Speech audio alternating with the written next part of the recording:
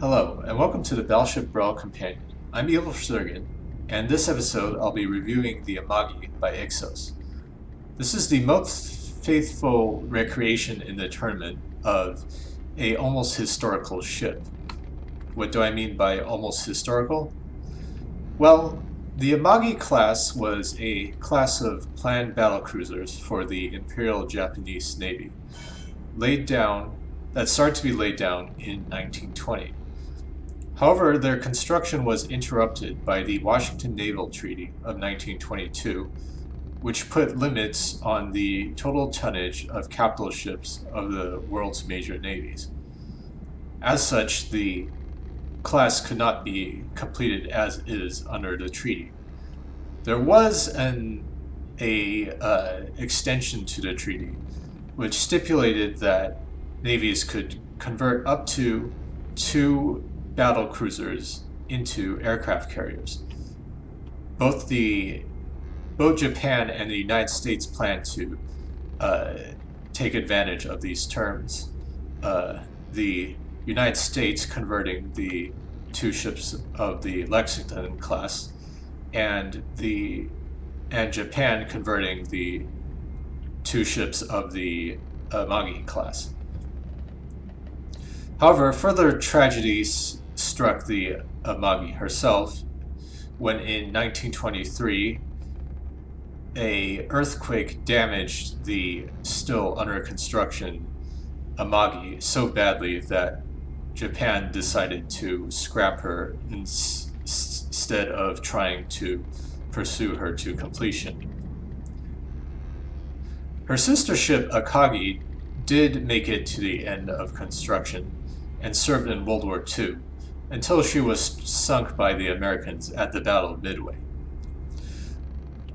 So this Amagi is a reconstruction of what she might have looked like had she had been completed in her original arrangement.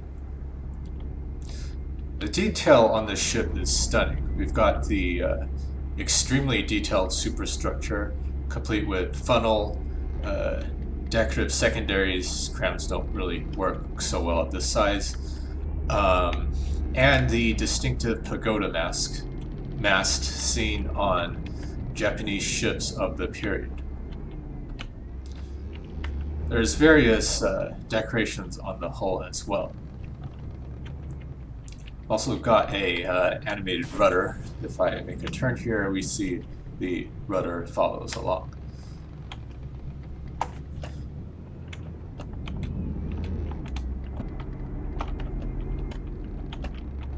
Let's talk about protection. Internally, the ship is mostly made of wood, with metal siding around the important parts, as it is pretty much required to make a ship of this size within the resource limit. The Amagi is the biggest ship in the tournament at over 17,000 blocks. Why is the ship so big?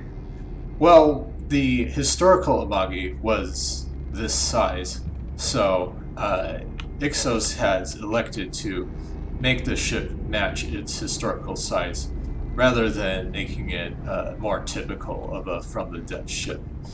From-the-depth ships do tend to be quite a bit more compact than their real-life counterparts, since, well, there's many reasons for it.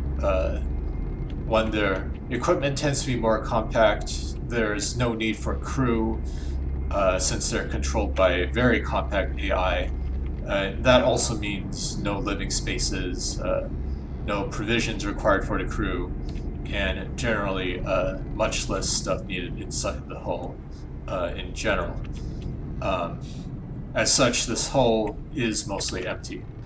There are some compartments, pretty large, each with an air pump.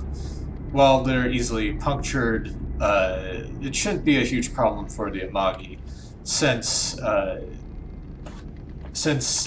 it not using much heavy metal at all, if any. I didn't spot any in a quick look.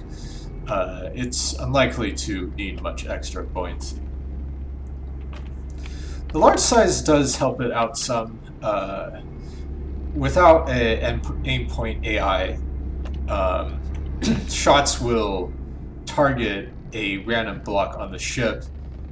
With the ship being so large, that random block is probably not going to be anywhere critical. I did almost use a intentional strategy of this type myself. However, I eventually decided not to, since a larger ship does tend to cause more lag, especially when collisions happen, or near collisions even. Which is another reason why from the depth ships tend to be smaller than their historical counterparts. Speed-wise, the engines are ACB to always be at full, except when the fuel runs low. Despite its massive size, the Amagi is making a decent speed of above 18 meters per second. This is thanks to a quite generous array of propellers on the bottom. While historical ships tend to have only a handful of propellers, from the depths thrust is almost entirely determined by the number of propellers, so all ships need a pretty huge number of them, especially a ship of this size. Turn rate is quite a bit below average. Putting a hard turn here, we are making a turn rate of just above 2 degrees per second. As far as I can tell, the only rudders this ship has are a bunch of, looks like 9 here. It's a shame that the animated rudder can't actually produce much in the way of real ruddering force. In fact, I think none at all, since subbed objects don't suffer from drag. But from sheer size of nothing else, the Amagi is quite a durable ship. It will take a lot of sheer firepower to delete the ship, and it will certainly be at no danger of sinking. Finally, let's talk about the armament. Armament is the major part of departure from the historical Amagi. The Amagi was planned to have the same 5 turrets, but with only 2 guns in each turret. This is probably a concession to, from the depths, cram numbers. With only 10 guns, this ship would have been quite underarmed. With 20 is quite a high number. Some ships in this tournament have more, but with quite a few resources being spent on making this ship a historical size, 20 is quite impressive. I'll show you a broadside here before looking at the turrets and guns themselves. Quite an impressive looking broadside. So, why 20 guns? My guess is, again, 10 is too few, 20 is quite a lot, 15 would have been another option, but 3 guns is a lot harder to make symmetric. The guns themselves have a decent amount of ammo, but perhaps are a bit low on the material side, with only 18 explosive and 21 hardening each. The internals are pretty well constructed. From the depths, weird explosion propagation rules notwithstanding, the most important pellets do have 4 autoloaders each surrounding them.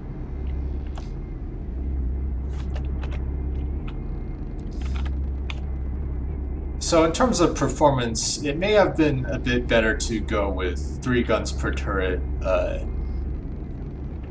if one could figure out the Tetris, though I do recognize again that it does make symmetry hard. But overall, a pretty solid set of armaments. So a very awesome looking, almost historical build. great durability owing to its large size, good speed even if its turn rate is perhaps not the best, and a solid set of armaments. All in all, a great balance of historical looks and combat performance. Best of luck in the rest of the tournament, Ixos, and I'll see you all next time.